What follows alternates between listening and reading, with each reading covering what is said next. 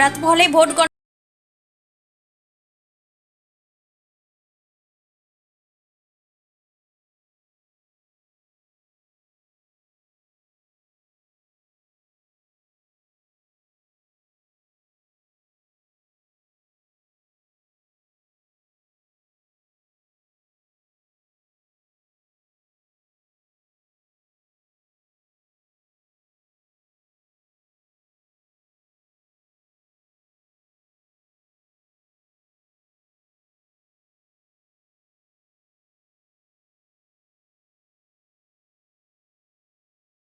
মমতা ব্যানার্জি খালি নিজের কেন্দ্র বাঁচাবার চেষ্টা করছে। আমাদের মহিলারা প্রত্যেকটা জায়গায় গণনা কেন্দ্রে পুরো রাজ্যে মহিলারা পাহারা দিচ্ছে। উনি খালি নিজের জায়গায় পাহারা দিচ্ছে। এত স্বার্থপর মহিলা, অন্য জায়গায় কি হচ্ছে না হচ্ছে তার কোনো ভ্রুক্ষেপ নেই। তারা নিজেরাই করাবার চেষ্টা করছে, তারপর নাটক করছে। না, এখানে তো কেন্দ্রীয় বাহিনী পাহারায় রয়েছে, তারপরও আপনাদের পাহারা কেন দিতে হবে? কেন হবে না? স্টেট গভর্নমেন্টের এমপ্লয়ি তো কিছু আছে, গণ্ডগোল তো তারা করতেই পারে, আগেও করেছে তারা। এই জন্য তো আটঘাটগুলো তারা জানে বলে এইসব করার চেষ্টা করছে।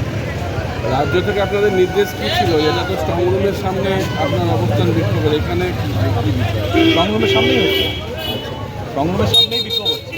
কিছু ঝামেলা হলে সব ঢুকে যাবো ভেতরে, যতই 144 হোক আর যাই হোক কিচ্ছু মানবো না। 1 মিনিটের জন্য যদি লাইট যায় বা যদি আমাদের আশঙ্কা হয় যে এরকম কিছু গণ্ডগোল হচ্ছে, সব একসাথে মিলে আমরা ভেতরে ঢুকে যাবো। এখানে আপনারা মহিলারা কোথা কোথা থেকে সমস্ত মানে কোন কোন জায়গার বিধানসভা থেকে এসেছেন? কালনা থেকে আছে, পূর্বস্থলী উত্তর আছে, পূর্বস্থলী দক্ষিণ আছে, যার যেখানে যেখানে এখানে গণনা হবে প্রত্যেক জায়গার মহিলারা এখানে আছে। আপনি এখানে এলে কী বার্তা দিলেন? আমার আগেই কথা হয়েছে ওনাদের সাথে, আমি এটাই বলেছি, লড়াই লাস্ট মুহূর্ত অবধি আমাদের দিতে হবে। তৃণমূলকে কোনো ভাবেই বিশ্বাস করা যাবে না। তাদের হয়ে যে কিছু কিছু অফিসাররা কাজ করছে তাদের একদম ভরসা করা যাবে না।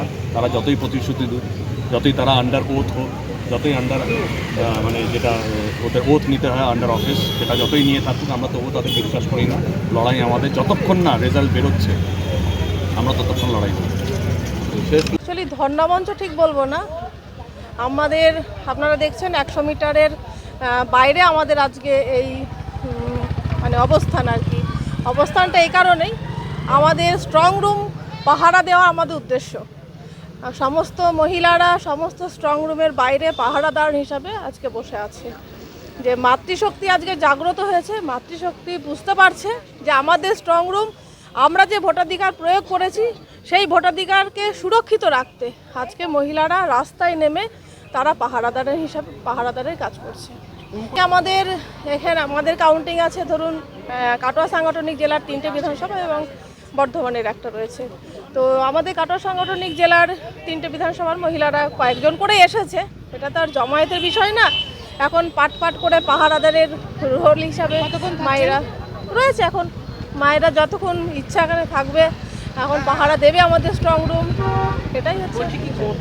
বেশি পাহারা দিতে হয় না, মানে মায়েরা হয়তো বুঝেছে যে এখন স্ট্রং রুমটা একটু আমাদের বেশি পাহারা দিতে হবে, রাত পোহালেই গণনা কেন্দ্রে আমাদের যেতে হবে, ঢুকতে হবে, সেই জন্য আজকে পাহারার বিষয় মায়েরা সিদ্ধান্ত নিয়েছে, মেয়েরা সিদ্ধান্ত নিয়েছে, বাংলার মেয়েরা সিদ্ধান্ত নিয়েছে। সর্বোপরি বলতে গেলে দেখা যাচ্ছে যে পশ্চিমবাংলায় ছাপ্পা মেরে ভোট লুট করে সরকার গঠন করেছে বাংলার মুখ্যমন্ত্রী মমতা বন্দ্যোপাধ্যায়। তিনি নিজেও ভোট লুট করে তিনি বাংলার মুখ্যমন্ত্রী হয়েছেন, তাই ওনার উপর ভরসা বিশ্বাস আমাদের নেই।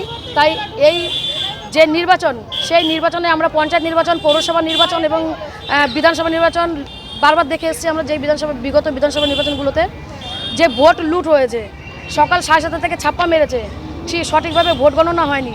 ভোট গণনা কেন্দ্র থেকে ইভিএম মেশিন চুরি হয়েছে, ব্যালট বক্স চুরি, ব্যালট যেই ভোটগুলো আমরা সেই ব্যালট বাক্স চুরি হয়ে গেছে। সেই কারণে আজকে আমরা ভারতীয় জনতা পার্টির মাতৃশক্তিরা রাস্তায় নেমেছি, যে ইভিএমগুলো আমাদের স্ট্রং রুমে রয়েছে সেই স্ট্রং রুম পাহারা দেওয়ার জন্য।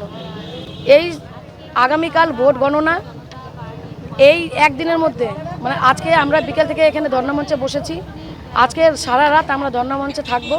কালকে যতক্ষণ পর্যন্ত আমাদের এজেন্টরা, ঘরের মানে কাউন্টিং এজেন্টরা ভেতরে ঢুকে যতক্ষণ তারা না ঢুকছে ততক্ষণ পর্যন্ত আমাদের এই ধর্ণামঞ্চ চলবে। আমরা এই ধর্ণামঞ্চে আন্দোলন চালিয়ে যাব শুধুমাত্র ইভিএম পাহারা দেওয়ার জন্য, যেন ইভিএম চুরি না হয়।